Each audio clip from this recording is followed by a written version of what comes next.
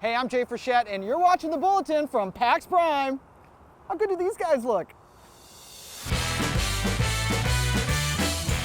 In this episode, we look at a brand new Halo clothing line, meet the builders behind some amazing Halo cosplay, and check out fresh picks.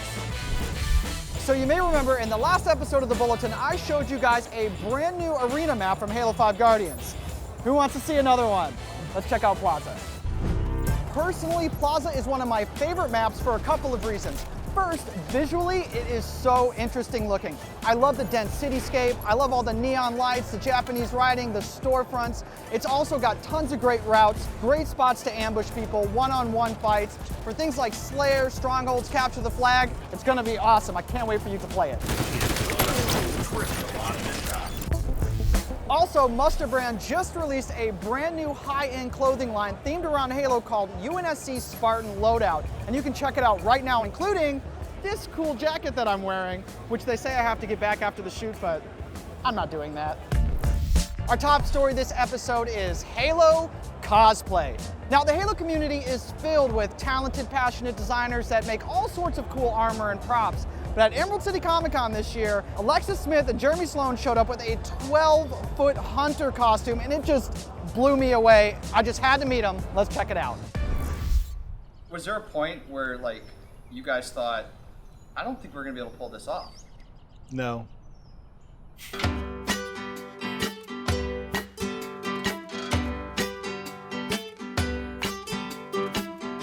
I kind of started into the whole Halo costuming thing after I saw the Halo 3 live action trailer. Go, go, go! I decided I want to build that armor. That looks cool. Package retrieved. Need immediate evac. Over. Then about 3 years ago now, I had a really bad accident at work where I fractured a couple of bones.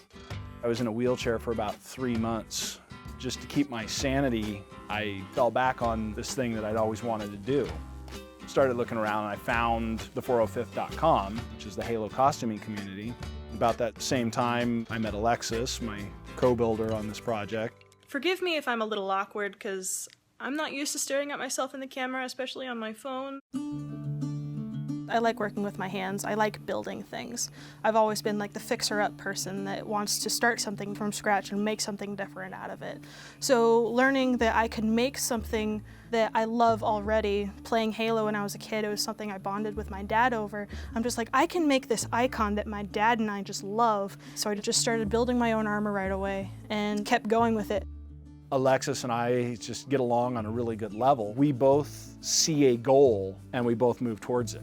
When I first started doing the Halo stuff, I was just like, what is something different that nobody else has done? Then one day, she just out of the blue, she's like, hey, you want to build a hunter?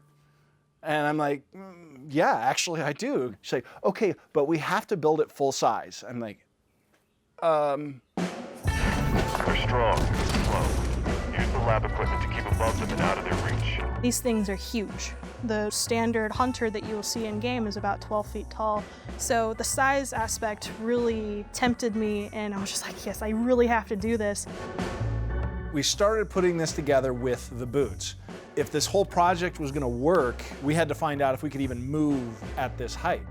We found a pair of stilts, built a set of boots around them, strapped them on, and okay, this works. Let's go up from there.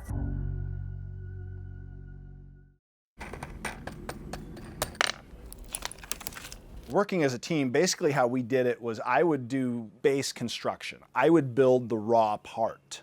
Then Alexis would take those parts and she would hand draw the detail. He was the technical and I was the artsy, and together that just worked. So I took a bunch of reference pictures to get the idea of how the armor is going to work and what pieces need to come apart. And then once I had the measurements and the angles worked out, I converted it into numbers that I could put onto another piece of paper in a different scale. We based the whole upper body off of a backpacking frame. And then we used a crossbar and some PVC and built control arms that come inside the torso so that we can actually move the arms. Not very much, but enough to bring the creature to life. We also took the sounds from the game and programmed them onto this control unit so that we can make the noises as we're walking along. Overall, we have about 1,000 hours put into this costume in 5 months. Originally, the plan was to build 2 full suits, but after we finished with the first one and realized the scale of what we'd actually done, I don't know that I can sacrifice another 6 months of my life to that.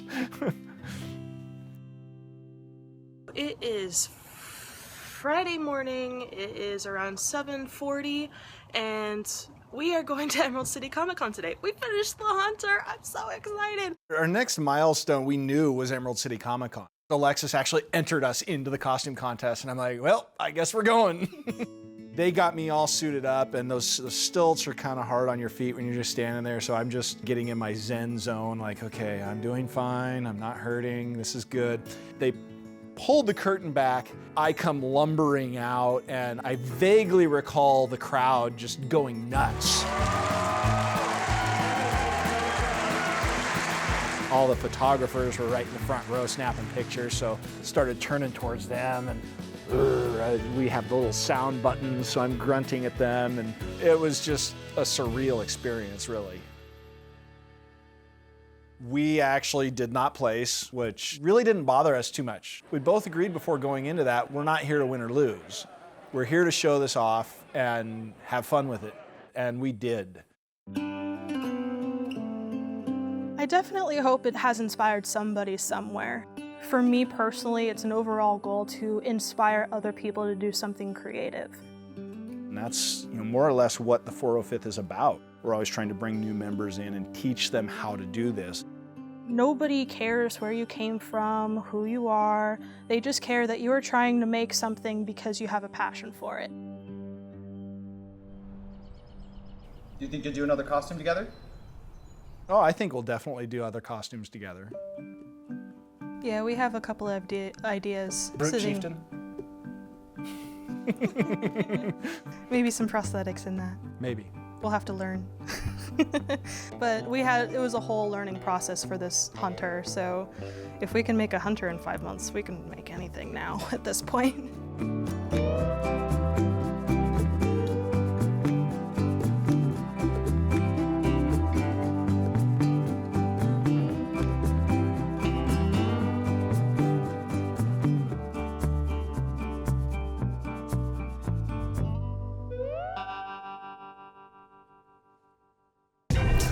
All right, now let's get to fresh picks. Since Halo Wars 2 was announced, I've been catching up on the story from Halo Wars 1, specifically Halo 101 Professor Ellen Anders. I've always liked this character a lot. She's got a really interesting backstory, and she reminds me a lot of Catherine Halsey, except a little less scary.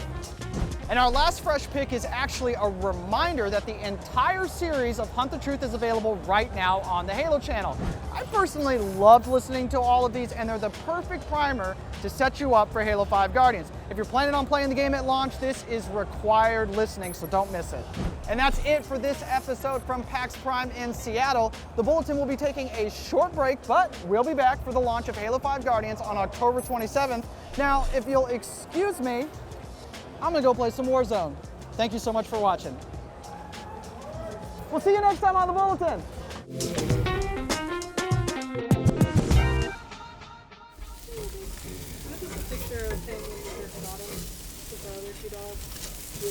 Oh, that can already, there's your lab boxer mix right there in the middle.